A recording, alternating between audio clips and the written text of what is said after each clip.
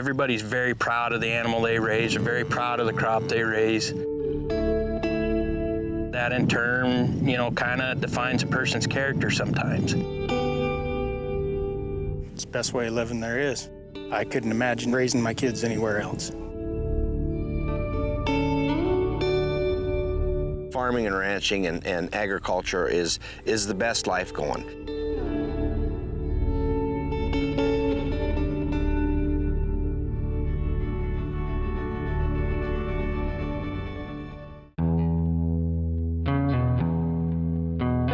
Our farmers and ranchers are a part of a very special community. As we saw in the last episode of Homegrown, they are far from selfish and always willing to lend a hand to a neighbor or friend. This is a mindset that they actually really need to have because of the growing and new challenges that they face with limited and sometimes non-existent resources.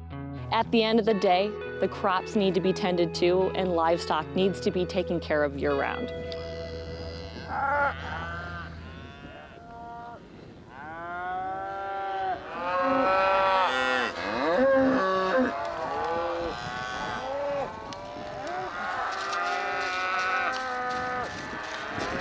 What do you see the cattle doing in preparation for winter and the snow and the cold temperature? Well, like early in the fall in September, we'll bring them home and work them, give the calves their fall shots, pour them. And pouring is the liquid on their backs and everything? Fly and lice control. Okay, yep. And then usually if it would have been not this much snow, we'd just stayed on a salt and mineral program. But now we're to the point where we're gonna have to start feeding. So it's that cold, 14 below here the other morning. You got to be pumping some feed into them to keep the energy up, to keep them warm. It takes a pile of hay and protein, and if this deal stayed on like this till the 1st of March, you're going to be buying hay, and that cuts into what little bit there is.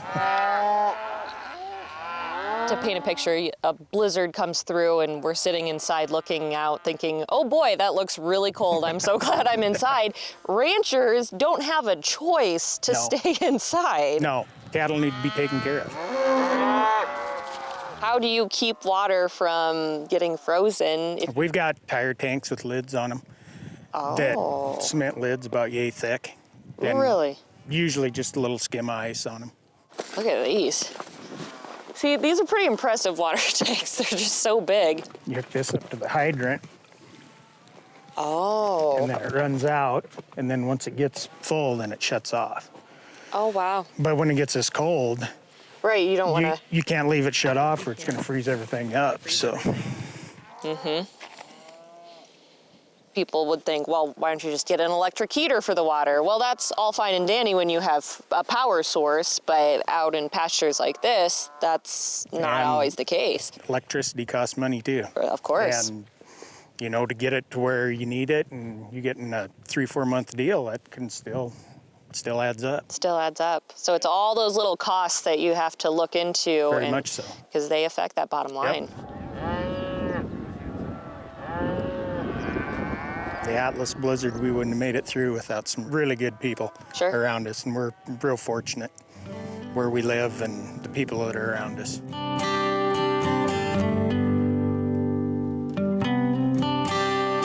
When somebody is having a true crisis, go see what you can do. Maybe you can walk their dog, water their plant, take them a card. I mean, that's where it all starts. The farm and ranch community, we are so tight-knit.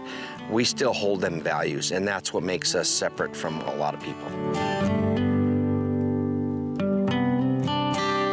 Mother Nature can be unpredictable, especially in South Dakota. Our rural communities need to be prepared to have a blizzard one day and the next potentially a devastating wildfire. Volunteer fire stations are vital resources for those communities, and many times are run by the local producers whose land is at risk. We've got approximately 100 people in our community, and about 30 of them are on our department. When the bell goes off, and you're in a large community, larger departments come out here and they go, well, it's just grass. It's all right. But it's not just grass. That's our income. That's our livelihood.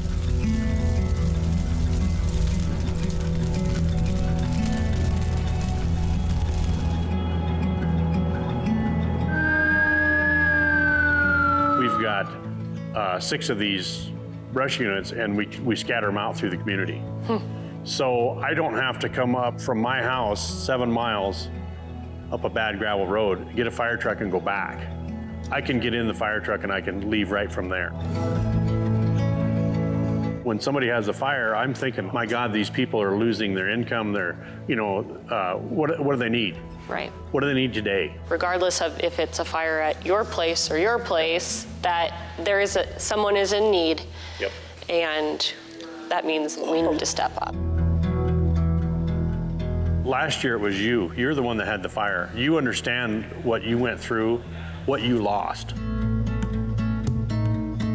So those people, when somebody else has a fire, they're gonna be the first one standing in line. They're gonna go, they need clothes, they need a credit card to buy toothpaste, and they don't have any place to live. And so that's what makes a community, and I think that makes us better.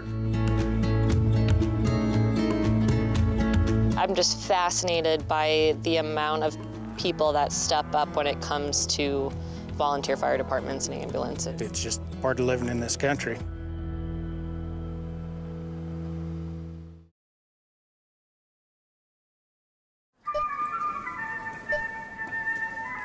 For those that live in town, a quick errand can be an easy task.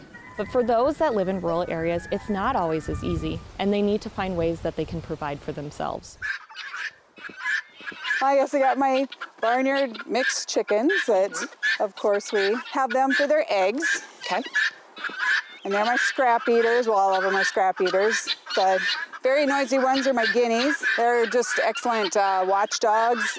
If anything's wrong, they let you know. Sure. And they also eat thousands of ticks in the summertime. Oh, well, that's nice. So that's one of their best wow. attributes. Look at how many different purposes that these living creatures give to you and your family, which I think is kind of the idea of a ranching lifestyle, is being able to use things for different purposes and using them to their fullest, correct? We do struggle sometimes with water. We are in a dry environment, and if it don't rain, why we can kind of have a challenge with the water sometimes. To overcome an inconsistent water supply, producers have historically utilized windmills. Where it says air motor, that is the fin. The other one is the blade. Okay. Now, if you there's a brake on that, and it's folded in right now. But if you unrelease that brake, that tail will come out, just like a tail on a plane. Oh, really?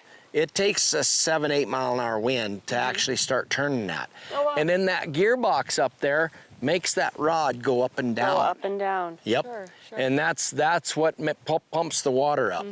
The water comes out that spout, and it gets pushed over into the tank. Fascinating. Yep. So how do they decide where to put it? I mean, it's just kind of... A guessing game. Yes. It's a guessing game. Hopefully there'll be water here. Hopefully there'll be water down in there. And there's been many wells drilled that have no water. No water. And then there's been many wells drilled that produces good water. So it is a guessing game. But I think that's ranching in general, is how to live amongst the issues and the natural elements that can be harmful, and how to deal with that, right? Very true. You have to give and take. From water to cattle vaccinations, the ag community is full of innovations and motivated individuals to improve operations.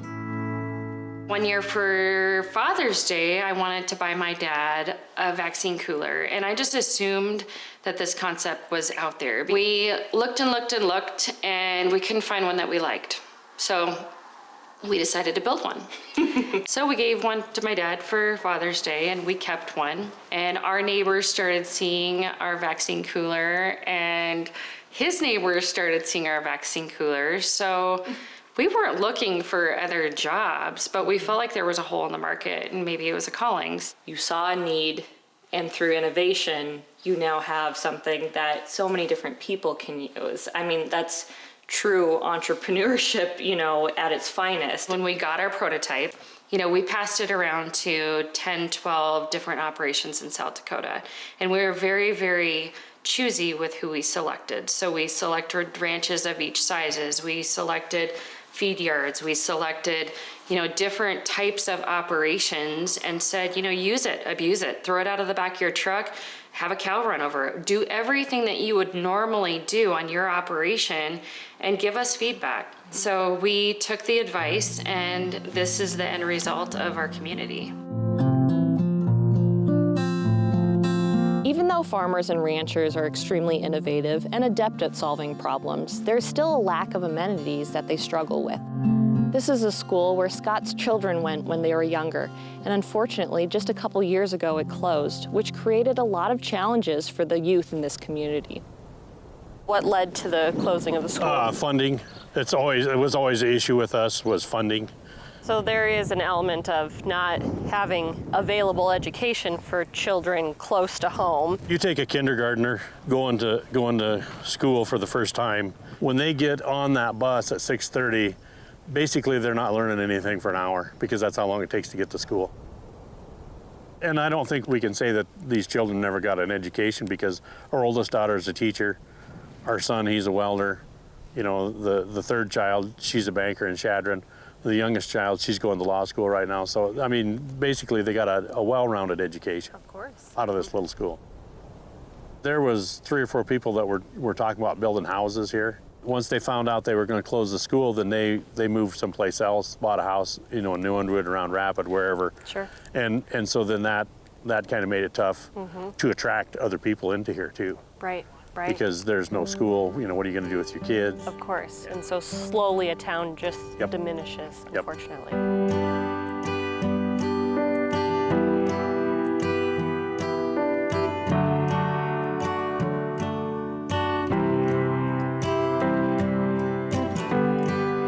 I think ranchers are some of the most hardy, resilient people out there. We have to be. We have to be like a bouncy ball. We have to be able to move from one issue to the next issue to the next issue without carrying the baggage from the last problem.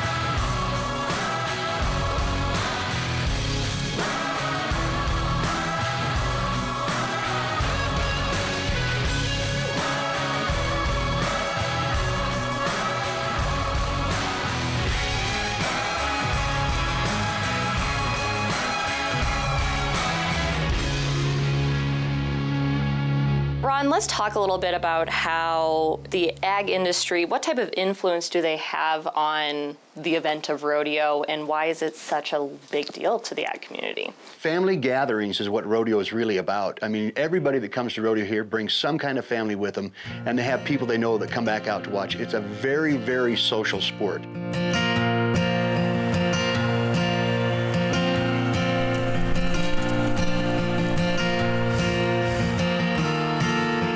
A lot of times a vacation for a rural family is to get together and attend high school rodeos or professional rodeos, and they do that as a family outing. Nobody's left out, and they've got a short window to get out here and have fun, and then they need to get back to the ranch and take care of things. People that are in rodeo, they're very patriotic. They're what I would call is really good, true blue blood Americans. They're really set on taking care of family, God, and country. The other thing you'll find in rodeo that doesn't happen in any sport anywhere is that you have a couple of saddle bronc riders competing with each other for prize money and for a chance to go to the National Finals Rodeo. Yet you'll find those cowboys up behind the chutes trying to help their buddy, their partner, their brother, or a straight up competitor so that they get the best shot. You don't find that in the NFL where an offensive lineman would whisper to the defense, hey, we're going to go right this time. Right. You don't find that. But in the sport of rodeo, you're competing with and helping the people that are competing with you. Which is sort of a general theme of the entire agriculture community, probably. It is. When you have somebody in the ag world that goes down, and we just had somebody that had a heart attack and it was time for harvest, and I saw a picture of all of his neighbors out in the field. They came over and took care of that entire harvest. So they all gathered up together, brought their own machinery over, and made that entire thing happen for that cowboy that was down. The sense of community and helping your neighbor is a strong value in the ag world, and that permeates to those that work with our local producers. Every parent wants their children to have healthy lunches at school. Ken and Wall Meats are working to do just that through their Beef to School initiative, ensuring that schools in western South Dakota have access to high-quality local beef. We start off with one school.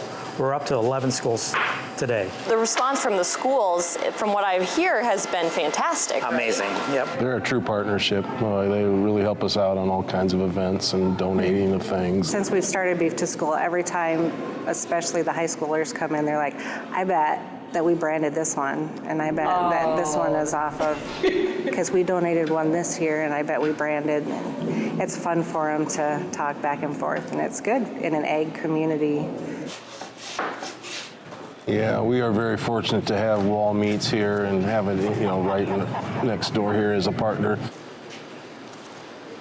Not only do you get fresh protein to our kiddos, but there's a dollar savings that they can use that savings at other fresh product they can use. Yeah. It's not just elevating the protein, but the entire meal itself. Right.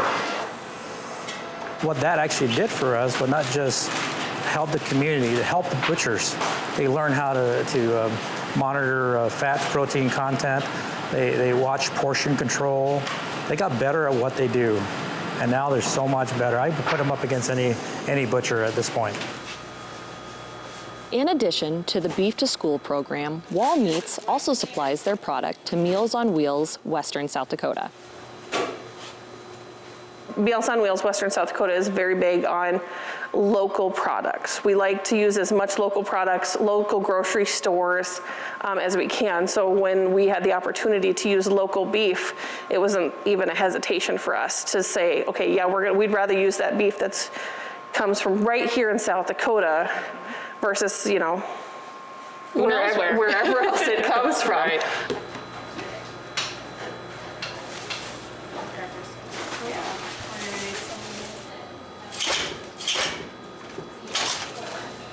Ken at Wall Meats, once a month he'll call us and say, I need your order for the month. We let him know what we need for the whole month going forward. And then he drives up here all the way from Wall once a month and delivers that himself. They approached us, the director of Meals on Wheels on this part of the state, asked us about a year ago if we can supply them beef. Well, they haven't stopped since.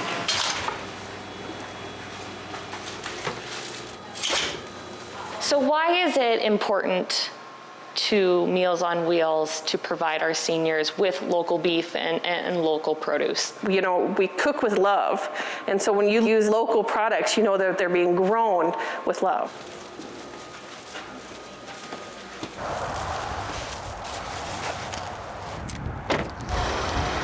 The more you can keep it local, and the more that students learn that this is locally sourced and it came from just up the road, then it's a win-win. It's about outreach.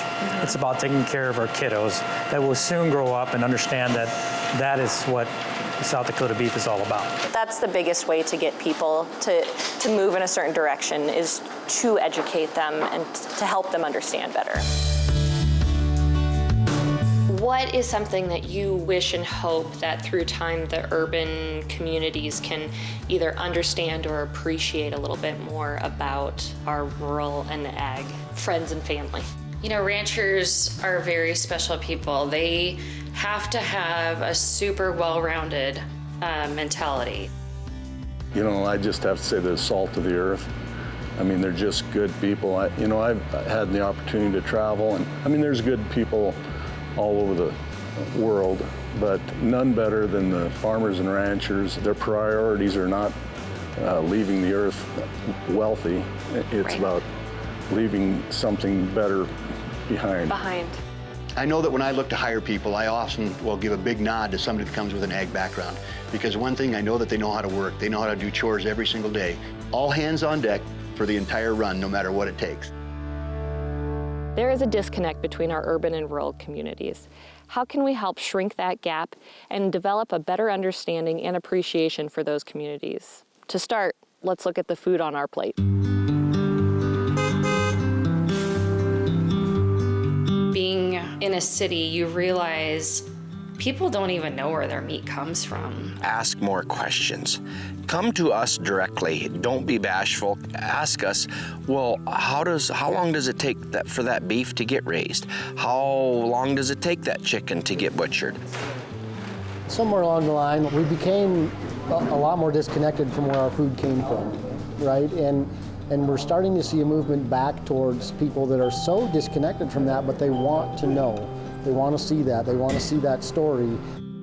And I think there's a lot of people who say to themselves, can I really tell the difference between, the beef that you're talking about serving versus what we were doing before? And it's a big difference. Well, there's only one way for everybody to figure that out, and that's try some local beef, exactly. In fact, that's how we got more customers in Rapid City. They finally had an appetite or a taste of it, and then now want to keep that going. Okay, so this is all pork and then that's all the steak? Yes. Wall Meats has established a mobile operation where they drive to places like Rapid City, set up shop, and expose more customers to locally sourced and processed meat.